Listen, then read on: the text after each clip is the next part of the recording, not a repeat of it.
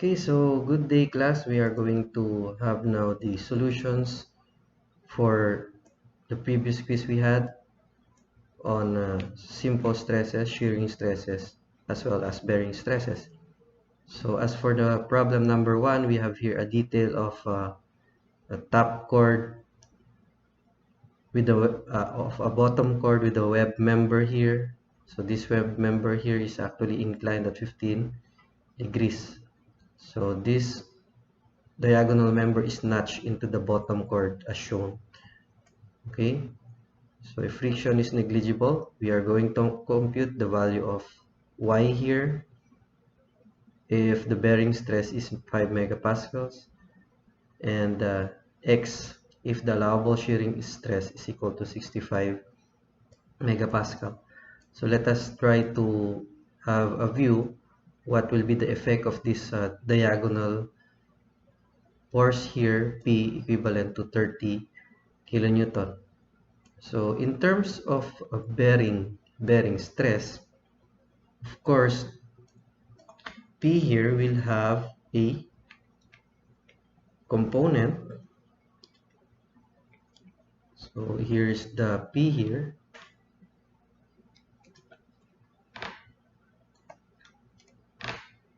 The diagonal P here, okay, equivalent to 30. We'll be having a, first we have a tangential force parallel to the bottom chord, and of course the other one will have this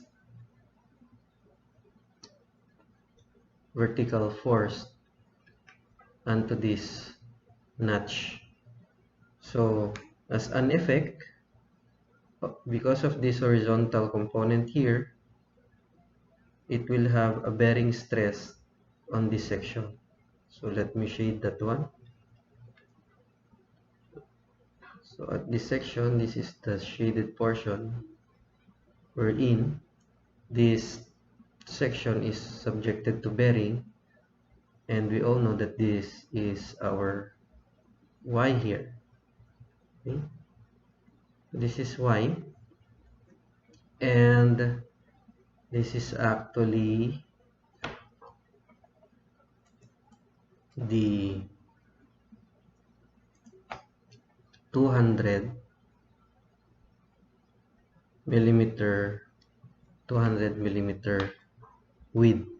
So basically we are going to determine the force component of this one, horizontal force there, since this is 30 kilonewton.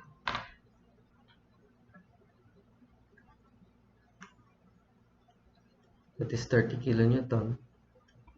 Of course, what will be the component of this 30 kilonewton on the horizontal?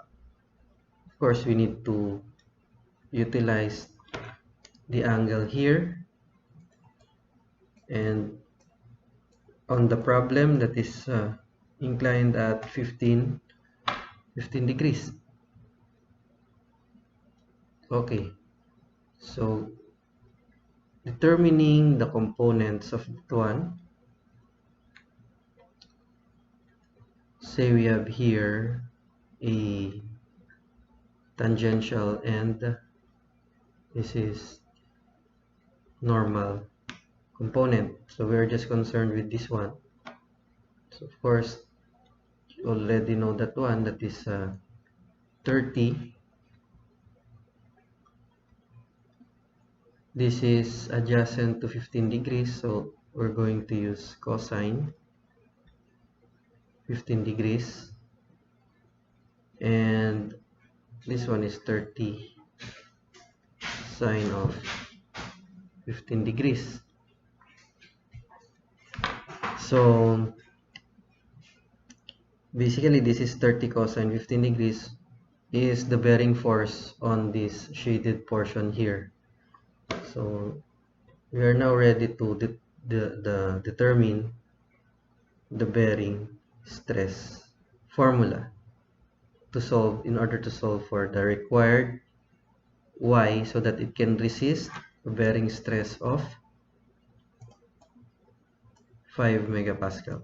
Okay, so with that one, we have here sigma of or bearing stress is equal to bearing force over bearing area. Okay, so it is allowed. Okay, so the force here is just computed to be equal to 30 cosine of 15 degrees. And for the bearing area, the shaded portion here is a rectangular one. We have 200 by y. Okay, so we're going to equate this to the allowable given, that is equal to 5 megapascal. By the way, for consistency, we should compute or express this numerator in terms of Newton, because we note that 30 here is in kilonewton, so we should have to multiply that by 1000 in order to make it in Newton. So equate it to 5. So by cross multiplication and manipulation of the equation, we should compute for y. So we have 28.98 millimeters for this notch to be resistant on the allowable bearing stress of 5 megapascal. Okay, so for the other unknown, so we need to determine the value of x if the allowable shearing stress is limited to 65 megapascal.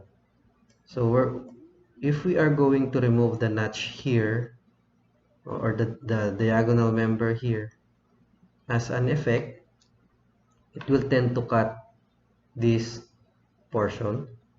Okay, so this component, or 30 cosine 15, will have a cutting effect on this surface. And as we all know, this is the required y a while ago, but this time we need to get this dimension. Say that is x, and of course this width remains to be 200 millimeters. Okay, so simply we again apply the formula. Tau is equal to the shear force all over the shear area. Okay, so our allowable is given to be 65 megapascals, and then the shear force is the same with this one, 30 cosine 15. We multiply this by 1000 and then divide it by the shear area. This rectangular area here is 200 by x. Okay, so by cross multiplication again, we have a requirement of 2.23 millimeters. Okay, so very small value for an extension here in order to for this notch not to be cut by this 30 kilonewton force. Okay, so let us now proceed to the second problem. For the second problem, we have here the two block. This is the cross-sectional area in terms of millimeters, 30 by 60 millimeters, and then a certain cut here along this line that is inclined at 45 degrees. If we're going to apply here a tensile load P, of course, the first thing to be separated is this joint, because this joint is just joined by a glue. Okay, so there will be a certain uh, strength that the glued joint should can resist. Okay. Okay, as we can see here, we have the cut section of that portion. So again, if this tensile force will have a shearing effect on this joint, because the joint is the weakest joint wherein shear stress is developed on that portion. So the component of P equivalent to 15 kilonewton,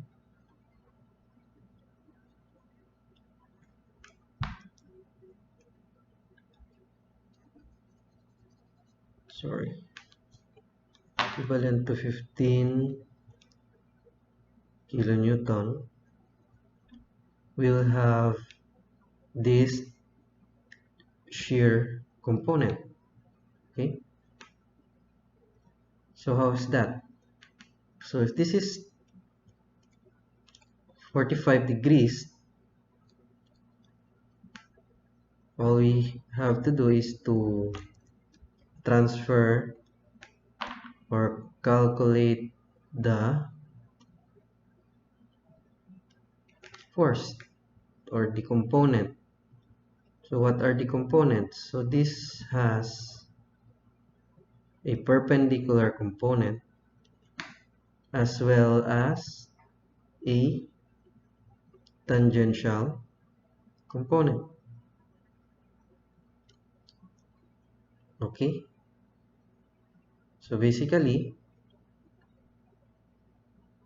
we need to establish an angle inside this triangle. So this is 15 kilonewton. This is tangential or perpendicular component, and this one is the parallel component,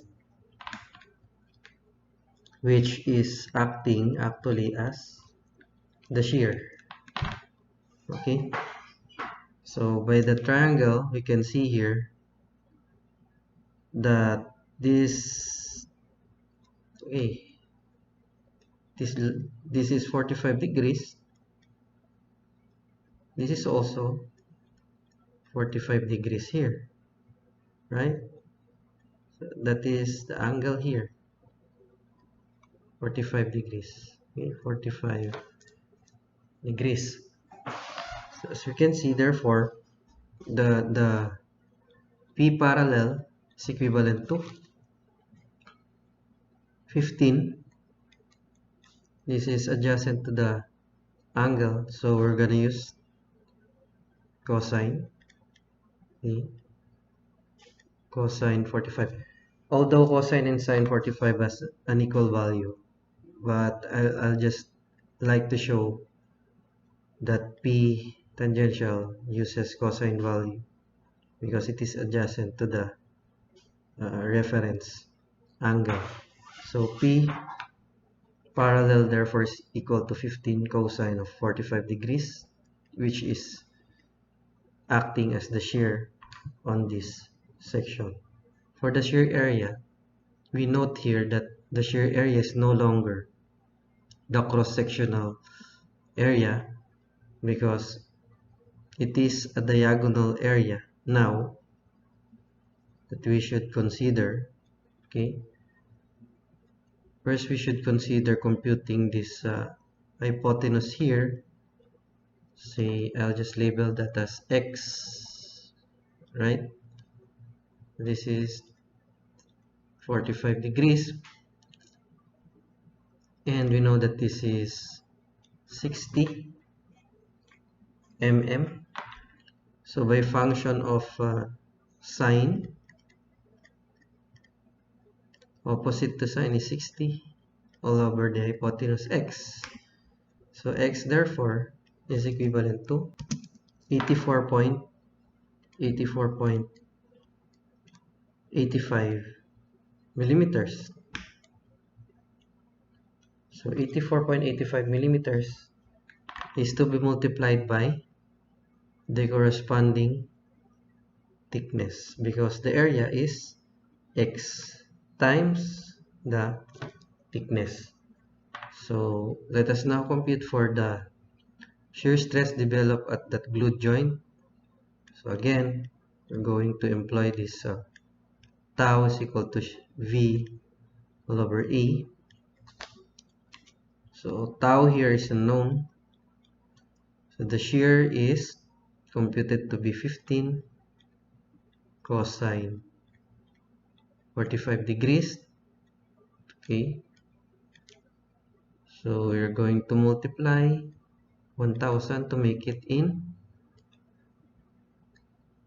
Newton unit, and then all over x times thickness. So our computed x is 84.85 times 84.85